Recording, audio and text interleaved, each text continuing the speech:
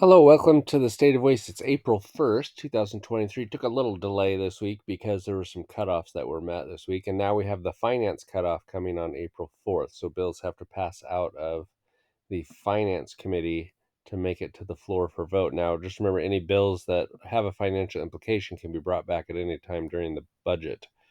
So it doesn't mean they're dead, but they're dead for now. So a couple things that passed both chambers: the House Bill 1015, the para-education requirements for the testing requirements. ETS is getting rid of their testing service, so the State Board of Education will be tasked with creating a new test for paras, and then they changed it to that paras must receive a passing score. ETS had as a passing grade. So that's something that needed to be done so we could qualify some paras the way the law was written. And then the Senate Bill 5617, the Skill Center course equivalency, that one just makes sure that schools and skill centers have the same courses, so kids don't lose credits if they go to a skill center.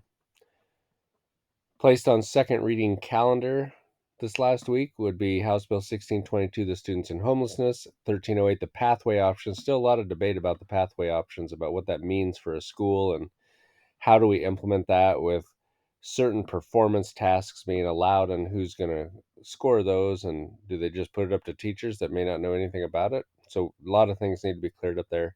And then the House Bill 1207, emergency expulsion bill. Couple bills that were a lot of bills still scheduled for executive session in the finance committee. Again, how the House Appropriations Committee is meeting today, so you might see some things come out of there. And then lots of executive session next week. April 4th has a whole bunch of bills that are scheduled for executive session, so we'll see what happens with those. I'm not going to go through all of them, but a couple things that bills that didn't make it out. So the PLC bill didn't make it out of committee, the House Education Committee. That was the encouraging school districts to have up to 4 hours of PLC. And then also the Inclusive Learning Standards bill did not make it out of the House committee either.